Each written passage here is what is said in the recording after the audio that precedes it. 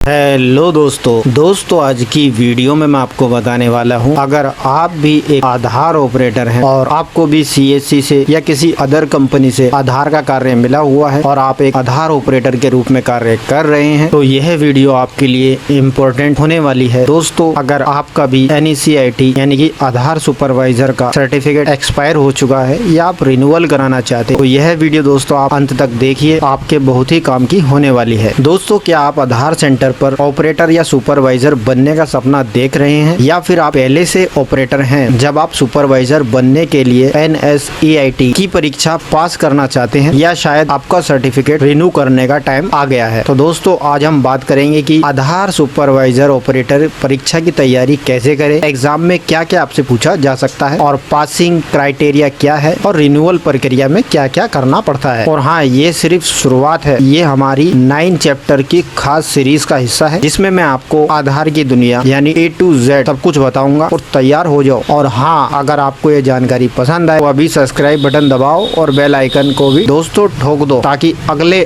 8 chapters की video miss ना हो। आपको अलग अलग वीडियो देखने की आवश्यकता नहीं होगी। आधार सुपरवाइजर एग्जाम की पूरी तैयारी आपकी यहीं से हो जाएगी और आप भी आसानी से आधार सुपरवाइजर की परीक्षा को पास कर पाएंगे। दोस्तों, जितना हो सकता है मैं इजी करके आपको क्वेश्चन पूछे जाते हैं आपको इजी करके समझाऊंगा और आपको डिटेल्स में भी बताता चलूंगा। तो मैंने दोस्तों कुछ क्वेश्चन यहाँ पर आपके लिए तैयार किए हैं, मैं आपको दिखा देता हूँ। तो चलिए दोस्तों वीडियो को शुरुआत करते हैं। दोस्तों, जैसे कि आप देख सकते हैं यहाँ पे लिखा है मैंने चैप्टर 1, पहले टॉपिक का नाम है इंट्रोड्यूशन टू UIDI एंड आधार, यानी कि UIDI और आधार का परिचय। पहला टॉपिक हमारा यही रहने वाला है। अब दोस्तों शुरुआत करते हैं क्वेश्चन 1 से। Who among the following had established UIDI by passing Aadhaar act 2016? कहने का मतलब ये है, आधार अधिनियम 2016 को पारित करके निम्नलिखित में से किसने UIDI की स्थापना की थी? तो दोस्तों यहाँ पर आंसर है गवर्नमेंट ऑफ इंडिया। तो गवर्नमेंट ऑफ इंडिया क्यों, UIDI की स्थापना कब और किसने की, इसके बारे में आपको बता देते हैं। जैसे कि दोस्तों क्वेश्चन यह था, आधार अधिनियम 2016 को पारित करके UIDI की स्थापना किसने की? तो इसी चीज को मैंने शॉर्ट में लिख दिया है। अगर ज्यादा डेप्थ कंसेप्ट से अगर समझाऊंगा तो टॉपिक लंबा हो जाएगा। अब हमने इस टॉपिक में कोई PhD तो करना नहीं है, अपने को एग्जाम पास करना है, इतना अपने को पढ़ना है। तो इसलिए मैं आपको बेसिक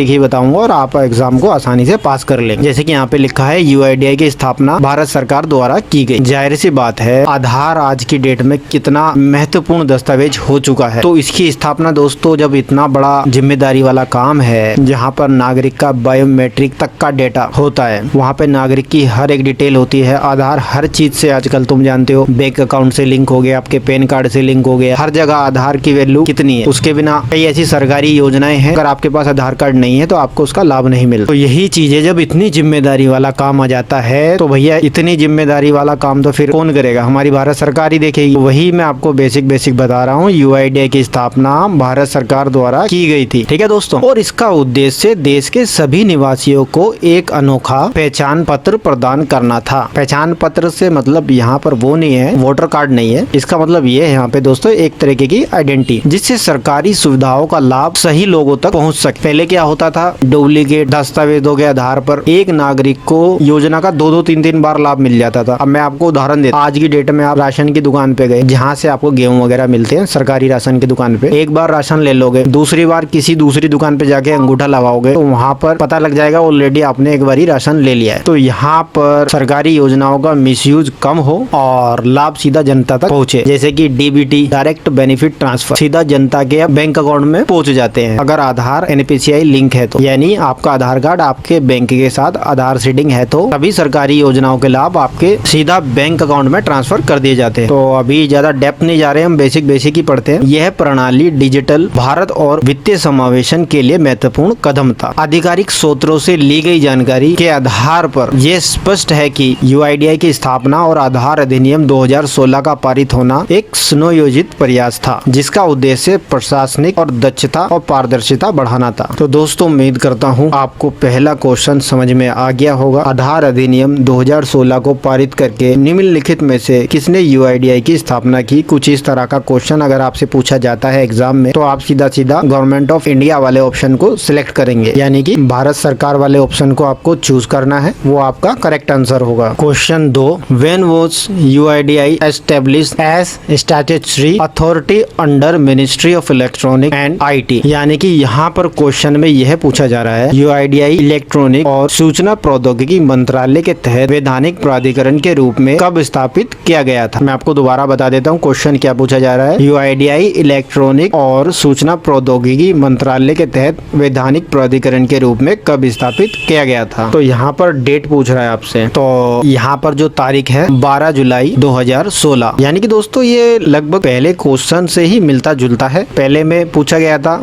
स्थापना कब हुई और दूसरे क्वेश्चन में पूछा गया है मान्यता कब दी गई है। तो दोस्तों 12 जुलाई 2016 को औपचारिक रूप से मान्यता दी गई थी। हालांकि UIDAI की शुरुआत 28 जनवरी 2009 को हुई थी, जब यह योजना आयोग यानी कि नीति आयोग के अधीन एक संकलन कार्य के रूप में कार्य। आधार अधिनियम 2016 को 11 मार्च 2016 को लोकसभा में पारित किया गया, जो एक मनी बिल था। इस अधिनियम ने UIDAI को कानूनी समर्थन प्रदान किया और इसे एक स्वतंत्र वैधानिक प्राधिकरण बनाया गया। यह कदम दोस्तों भारत सरकार द्वारा लिया गया था, जिसने संसद के माध्यम से इस अधिनियम को पारित किया। अब ये चीज भी समझ लीजिए दोस्तों, UIDAI की स्थापना का उद्देश्य देश के सभी निवासियों को एक अद्वितीय 12 अंकों का पहचान नंबर आधार प्रदान करना था, जिसका उपयोग सरकारी योजनाओं का लाभ लेने के लिए, चाहे वो सब्सिडी हो, चाहे वो DBT जैसे कि मैंने बताया था डायरेक्ट बेनिफिट ट्रांसफर, तो इससे दोस्तों नागरिक की पहचान सत्यापित करने के लिए किया गया। तो दोस्तों आधार से क्या है, नागरिक की पहचान इजीली सत्यापित हो जाती है। अब इसको ज्यादा डेप्थ से नहीं समझेंगे, इसको छोड़ते हैं। अब तीसरे क्वेश्चन की तरफ बढ़ते हैं। Which organisation is responsible for issuing UID। यानी कि यह पूछा जा रहा है UID जारी करने के लिए कौन सा संगठन जिम्मेदार है। Unique identification number. ठीक है दोस्तों, अब ये यूनिक आइडेंटिफिकेशन नंबर है, यानी कि जो आधार संख्या है, कौन इसको जारी करता है, यहाँ पर ये पूछा जा रहा है। तो जाहिर सी बात है यूनिक आइडेंटिफिकेशन जो नंबर जारी होगा तो वह आपका होगा UIDAI के द्वारा। जब भी आपको आधार बनवाने की आवश्यकता है, उदाहरण से आप समझिए, तो आप कहाँ पे जाएंगे, जाहिर सी बात है आधार सेंटर पे जाएंगे, और आधार सेंटर जो होते हैं वो UIDAI के ही होते हैं। उम्मीद करता हूँ दोस्तों ये क्वेश्चन आपको समझ में आ गया होगा। UID जारी करने के लिए कौन सा संगठन जिम्मेदार है, तो आंसर में आपको लिखना है UIDAI। अब UIDAI का फुल फॉर्म भी आप समझ लीजिए, हो सकता है एग्जाम में आपसे ये भी पूछा जा सकता है इसका फुल फॉर्म क्या होता है। तो इसका फुल फॉर्म होता है unique identification authority of India. U stand for unique, ID stand for identification, A stand for authority, I for India. Okay दोस्तों, unique identification authority of India. उम्मीद करता हूँ एग्जाम में फुल फॉर्म अगर पूछी जाती है तो आप आसानी से इसका जवाब दे पाएंगे। अब क्वेश्चन 4 में दोस्तों आपसे पूछा जा रहा है व्हाई वाज UIDAI क्रिएटेड। कहने का मतलब दोस्तों ये है UIDAI क्यों बनाया गया था। क्या है दोस्तों,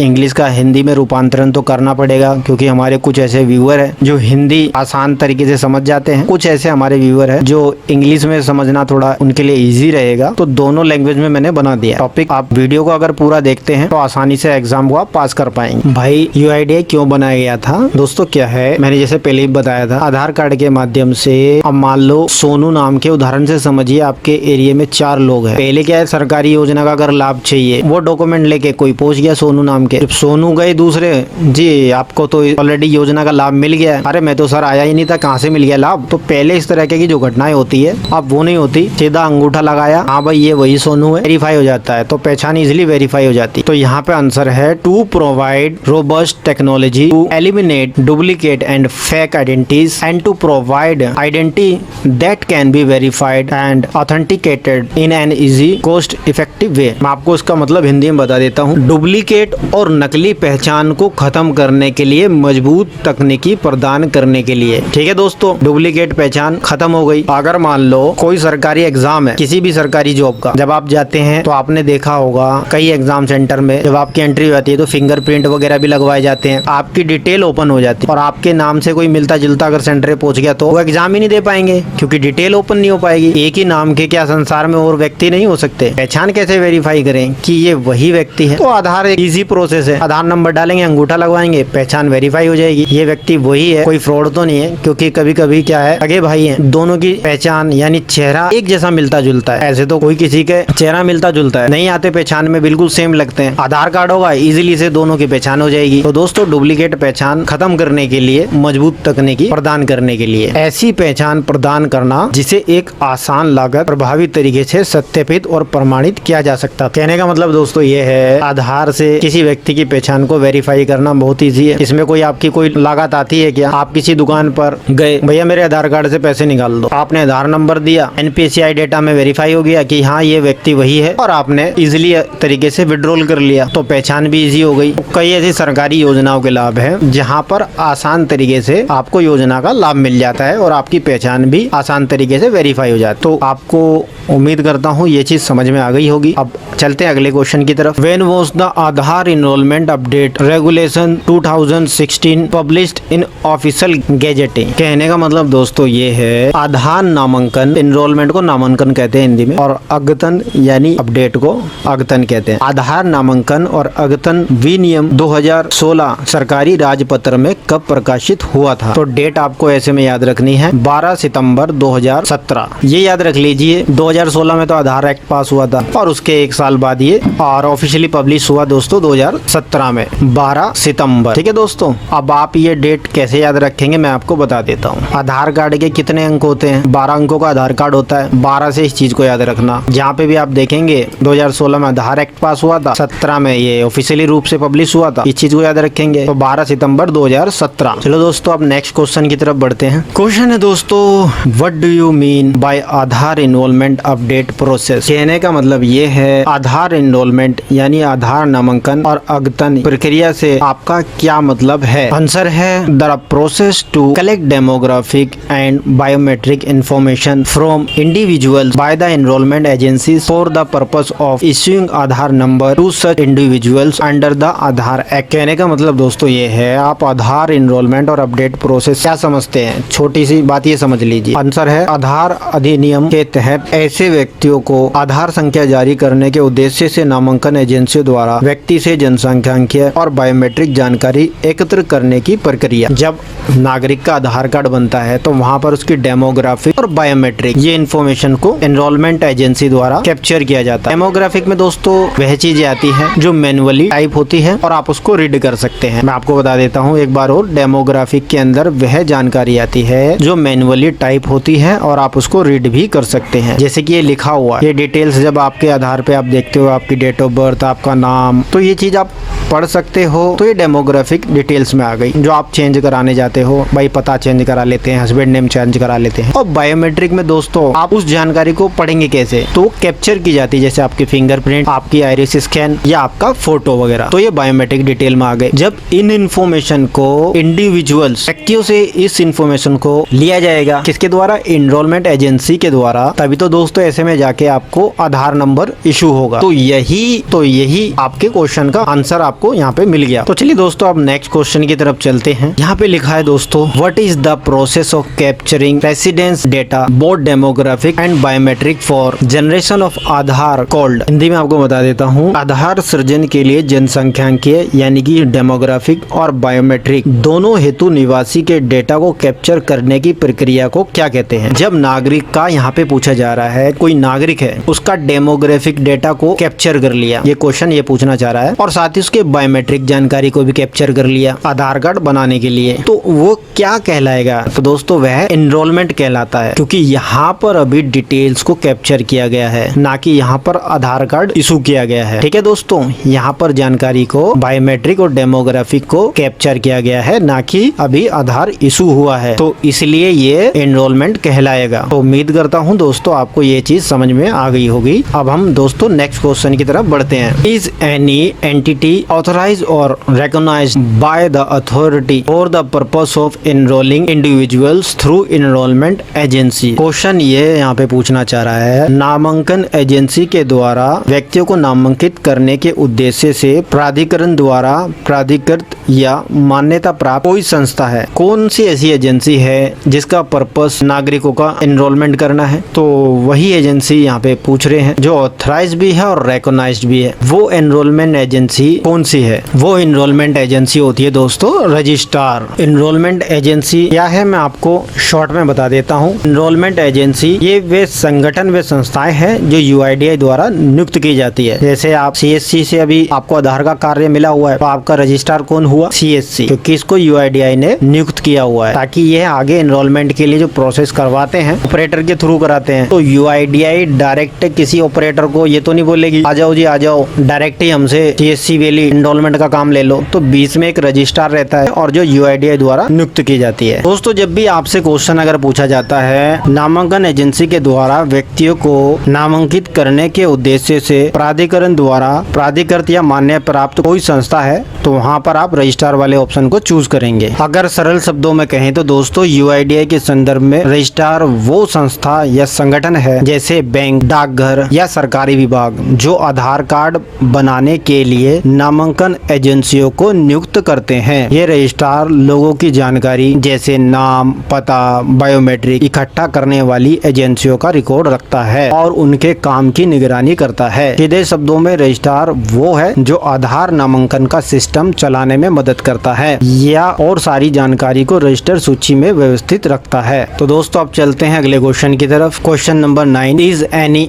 entity engaged by the registrar for the purpose of enrolling individuals. कहने का मतलब दोस्तों ये है, यहाँ पर यह क्वेश्चन पूछा जा रहा है व्यक्तियों को नामांकित करने के उद्देश्य से रजिस्ट्रार द्वारा नियुक्त कोई संस्था है तो वो है दोस्तों एनरोलमेंट एजेंसी। रजिस्ट्रार अगर किसी नागरिक का एनरोलमेंट कराना चाहता है यानी आधार कार्ड वगैरह जो बनते हैं तो रजिस्ट्रार पकड़ेंगे एनरोलमेंट एजेंसी को कि भैया जैसे बैंक में हो गए, डाकघर में हो गए, उन एनरोलमेंट एजेंसी के थ्रू लोगों का एनरोल किया जाएगा, उसके बाद डेटा प्रोसेस में जाएगा, फिर जाकर उनका आधार कार्ड बनता है। तो आई होप ये वाला आपको क्वेश्चन समझ में आ गया होगा। The verifier certifier is the personal appointed dash for verification of document at enrolment centre. कहने का मतलब दोस्तों ये है सत्यापन करता या प्रमाणन करता नामांकन केंद्रों पर दस्तावेजों के सत्यापन के लिए डैश द्वारा नियुक्त कार्मिक है। आपने आधार सेंटर पर देखा होगा जब आप बड़े सेंटर पे जाते हैं आपके डॉक्यूमेंट को भी पहले चेक किया जाता होगा। जब दोस्तों आपके डॉक्यूमेंट वेरीफाई हो जाते हैं फिर एनरोलमेंट सेंटर में आपको एंट्री मिलती है, फिर आप अपना एनरोलमेंट कराते हैं या अपडेट कराते हैं। आपकी डॉक्यूमेंट कोई फर्जी तो नहीं है, कोई जाली तो नहीं है। तो ये दोस्तों आपको आधार के बड़े सेंटर पे देखने को मिलते हैं। तो इनको जो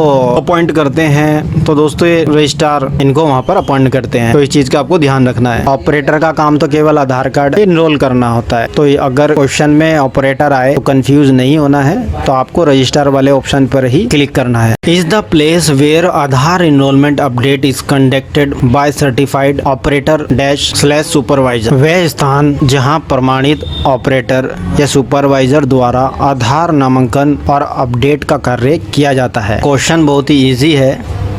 यहाँ पे पूछा जा रहा है कि भैया वो स्थान बताइए जहाँ पर आधार ऑपरेटर या आधार सुपरवाइजर आधार कार्ड वगैरह यानी कि एनरोलमेंट वगैरह करने का काम करते हैं। तो ये यहाँ पे पूछा जा रहा है। तो जाहिर सी बात अपने घर में बैठ के तो कोई आधार कार्ड बना नहीं रहा होगा, आपको एनरोलमेंट सेंटर जाना होगा जिसको आप लोग आधार सेंटर भी कहते हैं। तो क्वेश्चन में अगर ये आए तो आप इसको एनरोलमेंट सेंटर पे ही क्लिक करना है। अगर क्वेश्चन में कुछ घुमाकर पूछा जाता है बैंक लिख दिया या पोस्ट ऑफिस लिख दिया तो आप सोचोगे यार आधार कार्ड तो बैंक में बनते, पोस्ट ऑफिस में बनते हैं। तो ऑफिशियली लैंग्वेज में दोस्तों इसको एनरोलमेंट सेंटर कहा जाता है। नहीं तो क्वेश्चन गलत हो जाएगा। वहाँ स्कूल का ऑप्शन दे दिया, अस्पताल का दे दिया, बैंक का दे दिया, डाकघर का दे दिया, आप कंफ्यूज होगे कि यार आधार कार्ड तो वहाँ भी बनते हैं। गलत टिक नहीं करना, एनरोलमेंट सेंटर वाले ऑप्शन को ही चूज करना है। अब चलते क्वेश्चन नंबर 12 की तरफ। Is certified personally employed by the enrolment agency to execute the process of enrolment update and at the enrolment centres. यहाँ पे ये पूछा जा रहा है जो एनरोलमेंट सेंटर होते हैं वहाँ पर एनरोलमेंट और अपडेट की प्रक्रिया निष्पादित करने के लिए नामांकन एजेंसियों द्वारा नियोजित एक प्रमाणित कर्मचारी है। तो आप इसको आसान शब्दों में ऐसे समझिए, एनरोलमेंट सेंटर पर जो ऑथराइज है एनरोलमेंट करने के लिए तो वो कौन है ऑथराइज? तो एनरोलमेंट एंड अपडेट करने के लिए जो ऑथराइज है वो है enrolment operator and enrolment supervisor. तो ये दोनों ही सही है, चाहे ऑपरेटर हो चाहे सुपरवाइजर हो। ऑप्शन में इन दोनों में से ऑपरेटर या सुपरवाइजर कोई भी अगर देखने को मिले आप इसको टिक कर देंगे। Who among the following ensure that only trend and certified persons handle the enrolment update process. Question बड़ा ही अच्छा है दोस्तों। यहाँ पे पूछा गया है कौन सुनिश्चित करता है कि केवल प्रशिक्षित और प्रमाणित व्यक्ति नामांकन यानी कि एनरोलमेंट अपडेट प्रक्रिया को संचालित करते हैं। भाई ये कौन सुनिश्चित करेगा कि आधार बनाने का जो काम है, चाहे एनरोलमेंट का हो चाहे अपडेट का हो, कौन करेंगे, इसको कौन सुनिश्चित करेगा? तो दोस्तों एनरोलमेंट एजेंसी डिसाइड करेगी। अब CSC आपकी एनरोलमेंट एजेंसी, उन्होंने डिसाइड कर लिया कि भाई इस आधार VLE को हमने काम देना है, तो वो एनरोलमेंट एजेंसी के ऊपर डिपेंड करता है। It's responsible to conduct the certification exam for the role of operator और सुपरवाइजर, यानी कि ऑपरेटर और सुपरवाइजर की भूमिका के लिए प्रमाणन परीक्षा आयोजित करने के लिए जिम्मेदार कौन है? भाई कौन है जो आधार ऑपरेटर या आधार सुपरवाइजर बनेंगे? अब उनका एग्जाम जो कंडक्ट होगा तो ये कौन जिम्मेदार है, कौन इनका टेस्ट वगैरह ये सब कराएगा? तो दोस्तों आंसर रहेगा टेस्टिंग एंड सर्टिफिकेशन एजेंसी। अगर ऑप्शन में NSCIT आपको देखने को मिले तो ऐसा नहीं आप वहीं पर टिक करके आ जाएं, तो आपको इस ऑप्शन को ही चूज करना है, टेस्टिंग एंड सर्टिफिकेशन एजेंसी। आप इतना देख लीजिए, सर्टिफिकेशन एजेंसी का ही काम होता है कि भैया वो एक एग्जाम कंडक्ट कराते हैं और उसके बाद जब आप उसको क्वालिफाई कर लेते हैं तो वो सर्टिफिकेट आप अपनी एनरोलमेंट एजेंसी को देते हैं कि जी मैंने तो पास किया हुआ है, आधार सुपरवाइजर या ऑपरेटर सर्टिफिकेट है आपके पास। फिर आगे का प्रोसेस चालू होता है, फिर उसके बाद आप ऑपरेटर या सुपरवाइजर के रूप में कार्य करते हैं। Is a person registered with the registrar and authority who confirm the identity of a person who doesn't have any valid proof of identity and proof of address POA। Question ये है, एक व्यक्ति है जो रजिस्ट्रार और प्राधिकरण के साथ पंजीकृत है, जो किसी ऐसे व्यक्ति की पहचान की पुष्टि करता है जिसके पास कोई वैध प्रूफ ऑफ एड्रेस और प्रूफ ऑफ आइडेंटिटी नहीं है। तो यहाँ पर दोस्तों उनको इंट्रोड्यूसर बोलते हैं। उदाहरण से समझिए, आधार में एड्रेस चेंज करना है या हस्बैंड नेम चेंज करना है, क्या करेंगे? कोई डॉक्यूमेंट नहीं है, या तो अपने नजदीकी कहीं विधायक के पास जाके आप मोहर लगवा के लाएंगे, या आप क्या करेंगे, हेड ऑफ फैमिली के माध्यम से आधार में संशोधन करेंगे। तो वही चीज आपसे पूछी जा रही है कि भैया मान लो कोई वैलिड प्रूफ नहीं है, आपकी आइडेंटिटी को कंफर्म करेंगे तो वो इंट्रोड्यूसर कहलाएंगे। बस ये छोटा सा क्वेश्चन है। Who are applicable to can get the Aadhaar enrolment update done, यानी कि आधार नामांकन अपडेट कौन कर सकता है? कोई निवासी है जिनको अपना आधार कार्ड बनवाना है, तो आधार कार्ड बनवाने के लिए यहाँ पर कुछ आपको बताया जा रहा है कि भैया आप एनरोलमेंट करवा लो, कोई दिक्कत नहीं, लेकिन an individual who has resided in India for period और period amounting in all to 182 days, यानी 182 दिन और more in the 12 months immediately preceding the date of application of Aadhaar enrolment. कहने का मतलब है एक व्यक्ति जो आधार एनरोलमेंट के लिए आवेदन की तिथि से पहले, एक व्यक्ति आधार नामांकन यानी एनरोलमेंट के लिए आवेदन की तिथि से पहले, जिस दिन वो अप्लाई कर रहे हैं उससे पहले 12 महीनों में यानी कि 1 साल के अंदर 182 दिन या उससे अधिक अवधि से भारत में रह रहा हो। आपने देखा है कुछ ऐसे रेसिडेंट्स हैं, आपने सुना होगा कि भाई ये तो हमारे देश के नहीं है, ये तो वहां से आ गए वहां से आ गए, तो वही टर्म कंडीशन यहाँ पे बताई जा रही है, भैया एनरोलमेंट करा लो, कोई दिक्कत नहीं है, लेकिन आप एनरोलमेंट कराने से पहले कम से कम 1 साल के अंदर अगर जोड़ा जाए तो कम से कम 182 दिन से या उससे अधिक भारत में रहे हो, तभी आप इसको एनरोल करा सकते हैं। ये छोटा सा पूछा जा रहा है। एनरोलमेंट आइडेंटिफिकेशन नंबर यानी EID, enrolment identification number is digit number allocated to resident at the time of enrolment. यहाँ पर दोस्तों आपसे यह पूछा जा रहा है नामांकन पहचान संख्या यानी कि EID नामांकन के समय निवासियों को जो आवंटित की जाती है लगभग कितने अंक की होती है? ये घुमा फिरा के आपसे पूछा जा रहा है। जो संख्या है वो कितने अंक की है? वो 28 डिजिट की होती है। उदाहरण से समझिए, जैसे कि आप CSC VLE है, ये आपका एनरोलमेंट एजेंसी का कोड हो गया, उसका लैपटॉप का ID नंबर हो गया, और उसके बाद आपने देखे होंगे कुछ ऐसे डिजिट भी लिखे रहते होंगे, फिर उसके बाद ऐसे डेट भी लिखी रहती होगी, फिर उसके बाद टाइम भी लिखा रहता होगा। अगर हम इसको टोटल में काउंट करें, जो आपकी स्लिप के ऊपर ये टोटल जो गिनती होती है, इसी को एनरोलमेंट संख्या कहते हैं। तो दोस्तों ये टोटल में 28 डिजिट का होता है। ये तो हमने रैंडमली ऐसे ही लिख दिया है, किसी की कोई पर्सनल नहीं है। तो ये कितने डिजिट की होती है दोस्तों? 28 डिजिट की। ठीक है, ये आधार संख्या नहीं है, ये है एनरोलमेंट संख्या। अब चलते हैं अगले क्वेश्चन की तरफ। ये वही क्वेश्चन है जो हमने अभी थोड़ी देर पहले आपको बताया था। निवासी कम से कम 182 दिन से भारत में रह रहा हो एनरोलमेंट से पहले। निवासी एक व्यक्ति है जो आधार एनरोलमेंट या अपडेट के लिए आवेदन की तारीख से पहले 12 महीनों में से 182 या उससे अधिक दिन की अवधि से भारत में रह रहा हो। वही घुमा फिरा कर क्वेश्चन पूछा गया है, तो आपको कंफ्यूज नहीं होना है, 182 वाले ऑप्शन को चूज करना है। ठीक है दोस्तों, अब चलते हैं नेक्स्ट क्वेश्चन की तरफ। Which of the following contact number can a residence call for resolution to their concern और ग्रीवियंस रिलेटेड टू आधार। बस कुल मिला के ये कहना चाह रहा है दोस्तों, निवासी अपनी आधार संबंधी शिकायतों समस्याओं के लिए किस नंबर पे कॉल कर सकते हैं। आपसे क्वेश्चन में पूछा जाएगा तो वहाँ पे 3-4 नंबर दे दिए जाएंगे, 1950, 1947 अलग अलग या 10-30। तो आपको 1947 वाले ऑप्शन पे क्लिक करना है, क्योंकि यूआईडीआई का हेल्पलाइन नंबर है। किसी भी नागरिक को कोई समस्या, शिकायत या परेशानी होती है, आधार से संबंधित जानकारी चाहिए, तो वो इस नंबर पे कॉल कर सकते हैं। तो आप आशा करता हूँ ये चीज समझ में आ गई होगी, ज्यादा बताने वाली कोई जरूरत नहीं है। अब चलते हैं अगले क्वेश्चन की तरफ। Aadhaar is unique base, Aadhaar is unique because, यानी कि आधार अगर यूनिक है, क्यों है भाई यूनिक, ये क्यों यूनिक है यहाँ पर बताया गया है। Number 2 residents will have the same Aadhaar number. सरल शब्दों में आप इसको समझिए, आधार नंबर यूनिक क्यों यूनिक है, क्या इसको यूनिक बनाती है। तो दोस्तों यहाँ पे बताया गया है, किसी अन्य व्यक्ति को वह आधार कार्ड नंबर नहीं मिलेगा जो किसी को ऑलरेडी इशू हो चुका है। मान लो जो आपका आधार कार्ड नंबर है वह भारत में किसी अन्य निवासी को सेम आधार कार्ड नंबर नहीं मिलेगा, यह यहाँ पर कहना चाह रहे हैं। ठीक है दोस्तों, अब अगले क्वेश्चन की तरफ बढ़ते हैं। Which of the given is true about Aadhaar, यानी कि इनमें से कौन सा आधार के बारे में सही है। आंसर है Aadhaar enable residence identification subject to successful authentication, यानी कि आधार सफल प्रमाणीकरण के द्वारा निवासियों की पहचान को सक्षम बनाता है। कोई व्यक्ति जब अपना थंबप्रिंट कहीं लगाते हैं, उनका ऑथेंटिकेशन जो है वो सक्सेसफुल हो जाता है, तो उनकी पहचान इजीली वेरीफाई की जा सकती है। अब चलते हैं अगले क्वेश्चन की तरफ। Aadhaar uses which of the given to uniquely identify the residents, यहाँ पे ये पूछा जा रहा है निवासी की विशिष्ट पहचान के लिए आधार निम्नलिखित में से किसका उपयोग करता है। अगर किसी की पहचान की जानी है कि ये बंदा वही है, तो या तो फिंगरप्रिंट लगाना होगा या आइरिस लगाना होगा। ओटीपी तो कोई भी परिवार का सदस्य बता देगा, तो उससे यूनिक पहचान नहीं हो पाएगी। तो ये आपको समझ में आ गया होगा। विच of the given is true about Aadhaar, answer है दोस्तों will collect record demographic and biometric information for generation of Aadhaar number, क्योंकि जब आधार कार्ड को बनाया जाएगा तो वहाँ पर नागरिक का डेमोग्राफिक और बायोमेट्रिक डेटा कैप्चर होगा, उसके बाद ही आधार नंबर जो होगा वो जनरेट होगा। तो ये बात बिल्कुल सत्य है। Is a document to convey the Aadhaar number of residents, यानी कि संख्या निवासी को आधार सूचित करने का एक दस्तावेज है, वो है आधार लेटर। एक आधार लेटर मिलेगा तो यही डॉक्यूमेंट है जो नागरिक को इन्फॉर्म हो जाएगा कि भैया बन गया मेरा आधार कार्ड दो। अब तो पीवीसी में भी आधार कार्ड आने लगे हैं, आधार लेटर पहले आते थे वो लंबे फर्रे वाले। अब चलते हैं अगले क्वेश्चन की तरफ। Aadhaar will be use to prove citizenship, Aadhaar नागरिकता के प्रूफ के लिए यूज किया जा सकेगा। अगर आपसे पूछा जाए क्या आधार नागरिकता का प्रमाण है, तो नहीं है। आधार कार्ड होने का मतलब ये नहीं है कि आप भारत के निवासी हो गए। अगर क्वेश्चन में आए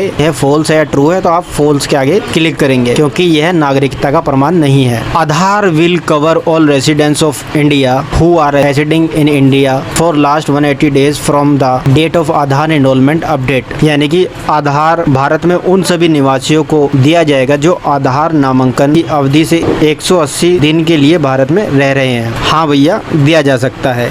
तो यहाँ पर यह क्वेश्चन पूछा गया है, तो आप इसको ट्रू कर देंगे। Question number 27, the vision of UIDI is empower residents of India which a unique identity and a digital platform to authenticate any time anywhere. हाँ भैया, ये ट्रू है। आप आधार कार्ड से पैसे निकाल लेते हैं ऑथेंटिकेट डिजिटल तरीके से, और आधार के अलग अलग यूज आप जानते हैं, हर जगह आधार वैलिड हो चुका है। तो ये ट्रू है, इसको कर देना है। हाँ भाई ट्रू है, अगर ट्रू फॉल्स वाले क्वेश्चन में क्वेश्चन आता है। तो दोस्तों आज की वीडियो में हमने यानी कि इस पहले चैप्टर में 27 क्वेश्चन को कवर किया है। आने वाले 8 चैप्टर अभी बाकी हैं। अगर आपका इस पहली वीडियो पे अच्छा रिस्पॉन्स आता है तो तभी जाकर मैं उन चैप्टर पे वीडियो बनाऊंगा, क्योंकि वीडियो बनाने में लगता है बहुत समय। आपका रिस्पॉन्स अच्छा नहीं आया तो मैं समझूंगा आपको वीडियो सही नहीं लगी और अगले 8 चैप्टर को नहीं बनाया जाएगा। रिस्पॉन्स अच्छा आता है तो उन वीडियो को जल्दी अपलोड कर दिया जाएगा। आज हमने आधार कार्ड परीक्षा को पास करने के लिए सभी जरूरी महत्वपूर्ण बिंदुओं को कवर किया। यूआईडीआई रजिस्ट्रार, नामांकन एजेंसी, बायोमेट्रिक डेटा जैसे टॉपिक को समझा। इस परीक्षा के लिए बहुत जरूरी है। हमने आपको बताया कि परीक्षा में किस तरह से सवाल पूछे जा सकते हैं और उन्हें कैसे तैयार करना है। बस आपको चाहिए नियमित अभ्यास, आत्मविश्वास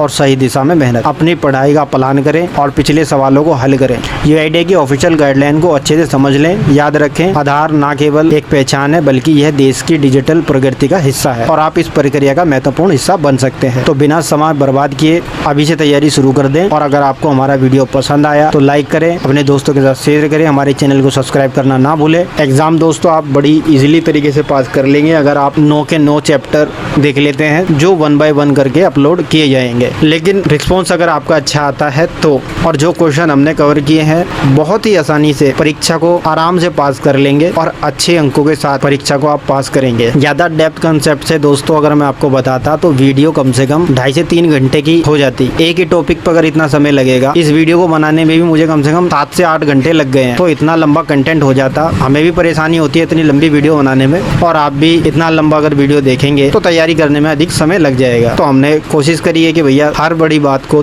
थोड़े छोटे और आसान तरीके से आपको बता सके। तो पहला चैप्टर हमारा कंप्लीट हो चुका है। पहले चैप्टर से जितने भी क्वेश्चन आएंगे उम्मीद है आप इजीली हर क्वेश्चन का हल आसानी से कर देंगे। तो दोस्तों मैं आशा करता हूँ मेरे द्वारा दी गई जानकारी आपको सही लगी होगी। अगर अभी भी आपके मन में कोई कंफ्यूजन है, कोई सवाल है, आप हमें कमेंट बॉक्स में पूछ सकते हैं। और बस आज की वीडियो में इतना ही। धन्यवाद।